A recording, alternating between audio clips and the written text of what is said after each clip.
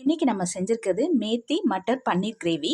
இது வந்து சப்பாத்தி நான் ரொட்டிக்கெலாம் நல்ல காம்பினேஷனாக இருக்கும். அது வேறு ஒன்றும் இல்லை, வெந்தயக்கீரை பச்சை பட்டாணி பன்னீர் கிரேவி. வாங்க எப்படி செய்கிறதுன்னு பார்க்கலாம். பேனில் 2 டேபிள் ஸ்பூன் எண்ணெய் ஊற்றிருக்கேன். ஒரு மசாலா அரைச்சிக்கலாம்.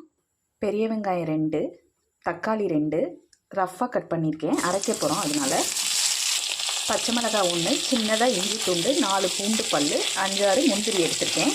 அதை சேர்த்துக்கலாம். 2 நிமிஷம் நல்லா வதக்கிக்கலாம். நல்லா வதங்கிடுச்சு. ஆறின பிறகு மிக்ஸி ஜாருக்கு மாற்றி அரைச்சி எடுத்துக்கலாம். வதக்கின பேன்லேயே 2 டேபிள் ஸ்பூன் எண்ணெய் ஊற்றிருக்கேன். பன்னீர் வந்து க்யூபாக கட் பண்ணி வச்சுருக்கேன். இது வந்து ஹோம்மேட் பன்னீர். இதை சேர்த்துக்கலாம். இப்போ 1/2 டீஸ்பூன் மிளகாத்தூள் சேர்த்துக்கிறேன். 2 நிமிஷம் ஃப்ரை பண்ணிக்கலாம்.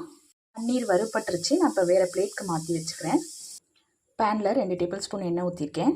இது கூடவே வெண்ணெய் கொஞ்சம் எடுத்து வச்சுருக்கேன், அதை சேர்த்துக்கலாம். ஏலக்காய் 2, பிரியாணி இலை, கிராம்பு, பட்டை, ஃப்ரெஷ்ஷான பச்சை பட்டாணி வாஷ் பண்ணி ஒரு கப் அளவு எடுத்து வச்சுருக்கேன், அதையும் சேர்த்துக்கலாம். உப்பு 1/2 டீஸ்பூன். 2 நிமிஷம் நல்லா வறுத்துக்கலாம்.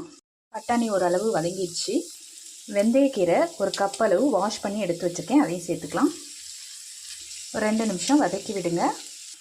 வெந்தயக்கீரையும் நல்லா வதங்கிடுச்சு. இப்போ நம்ம அரைச்சி வச்சுருந்த விழுதை சேர்த்துக்கலாம். வெங்காயம், தக்காளி, இஞ்சி பூண்டு, முந்திரி அரைச்சதை மசாலா சேர்த்துக்கலாம். மஞ்சத்தூள் 1/2 டீஸ்பூன், காஷ்மீரி சில்லி 1/2 டீஸ்பூன், மிளகாத்தூள் 1 டீஸ்பூன், மல்லித்தூள் 1/2 டீஸ்பூன் எடுத்துருக்கேன், அதை சேர்த்துக்கலாம். ஒரு 2 நிமிஷம் நல்லா வதக்கிட்டு பச்சை வாசனை போன பிறகு நான் ஒரு கிளாஸ் தண்ணி சேர்த்துருக்கேன். ஒரு 5லேருந்து 8 நிமிஷம் நல்லா கொதி வரட்டும். அதுக்கப்புறம் நம்ம பன்னீர் சேர்த்துக்கலாம். பச்சை வாசனைலாம் போன பிறகு நம்ம எடுத்து வச்சுருந்த பன்னீரை சேர்த்துக்கலாம். நான் இது கூடவே 1/2 டீஸ்பூன் ஜீரகம் சேர்த்துருந்தேன். பன்னீர் சேர்த்து ஒரு 2 நிமிஷம் கொதி வரட்டும். கிரேவி ரெடி ஆயிடுச்சு.